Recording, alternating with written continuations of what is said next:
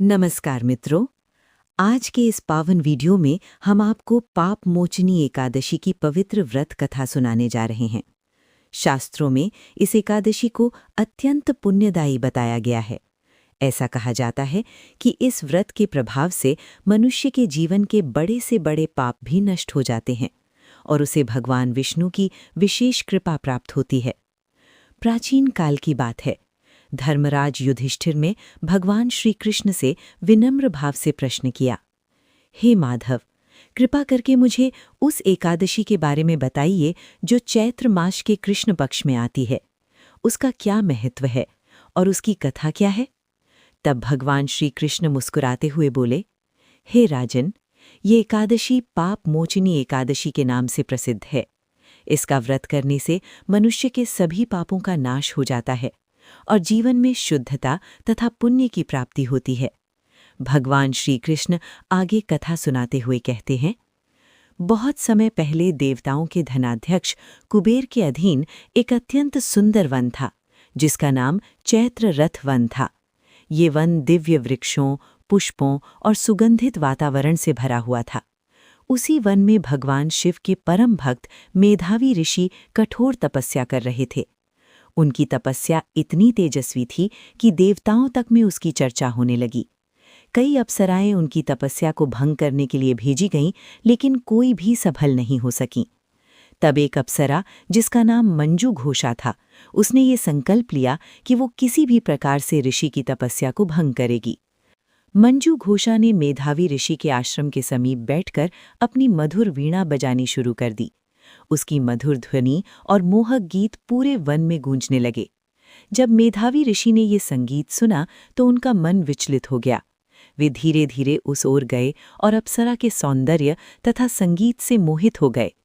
मोह के प्रभाव में आकर ऋषि अपनी तपस्या भूल गए और मंजू घोषा के साथ रहने लगे। समय बीतता गया और उन्हें इसका आभास भी नहीं हुआ।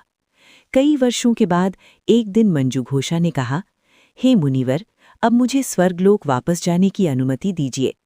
मेधावी ऋषि ने कहा, हे सुंदरी, अभी थोड़ी देर और ठहरो, जब तक सुबह की संध्या पूरी न हो जाए। तब मंजू घोषा ने विनम्रता से कहा, हे मुनिवर, कृपा करके बीते हुए समय का विचार कीजिए। बहुत लंबा समय बीत चुका है। ये सुनकर मेधावी ऋषि ने ध्यान लगाकर समय का विचार किया।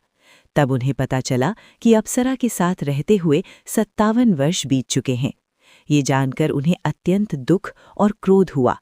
उन्होंने कहा, हे पापिनी, तुमने मेरी कठोर तपस्या को भंग किया है, इसलिए मैं तुम्हें श्राप देता हूं कि तुम पिशाच योनि में चली जाओ। ऋषि के श्राप से भयभीत होकर मंजू घोषा ने हाथ जोड़कर विनती की, हे मुनिवर, मुझ पर दया कीजिए। मैं आपके साथ इतने वर्षों तक रही हूं, कृपा कर मुझे इस श्राप से मुक्ति का मार्ग बताइए। तब मेधावी ऋषि का क्रोध कुछ शांत हुआ और उन्होंने कहा, चैत्र मास के कृष्ण पक्ष की पाप मोचनी एकादशी का व्रत सभी पापों को नष्ट करने वाला है। यदि तुम इस एकादशी का विधिपूर्वक व्रत करोगी तो तुम्हें पिशाच योनि से मुक्ति मिल जाएगी। इसके बाद मेधावी ऋषि अपने पिता च्यवन ऋषि के आश्रम में पहुंचे। पिता ने उन्हें देखकर कहा, बेटा, तुमने अपनी तपस्या का तेज क्यों खो दिया है? तब मेधावी ऋषि ने पूरी घटना बताई और कहा, पिताजी, मुझसे बड़ा पाप हो गया है। कृपा करके मुझे कोई ऐसा उपाय बताइए जिससे मेरे पापों का नाश हो सके। तब च्यवन ऋषि ने कहा, हे पुत्र, चैत्र कृष्ण पक्ष की पाप मोचनी एकादशी का व्रत करो। ये व्रत अत्यंत पुण्यदायक है और इसके प्रभाव से मनुष्य के सभी पाप नष्ट हो जाते हैं। पिता के वचनों को सुनकर मेधावी ऋषि ने श्रद्धा और नियम के साथ पाप मोचनी एकादशी का व्रत किया। इस व्रत के प्रभाव से उनके सभी पाप नष्ट हो गए और वे पुनः अपनी तपस्या में स्थित हो गए। उधर मंजू घोषा ने भी पाप मोचनी एकादशी का व्रत किया। इस व्रत के प्रभाव से उसे पिशाच योनि से मुक्ति मिली और वो अपने दिव्य स्वरूप को प्राप्त करके स्वर्गलोक चली गई। भगवान श्री कृष्ण ने अंत में कहा, हे युधिष्ठिर, जो मनुष्य श्रद्धा और भक्ति के साथ पाप मोचनी एकादशी का व्रत करते हैं, उनके सभी पाप नष्ट हो जाते हैं और उन्हें महान पुण्य की प्राप्ति होती है। इस कथा को सुनने या पढ़ने से भी 1000 गौदान के समान फल मिलता है।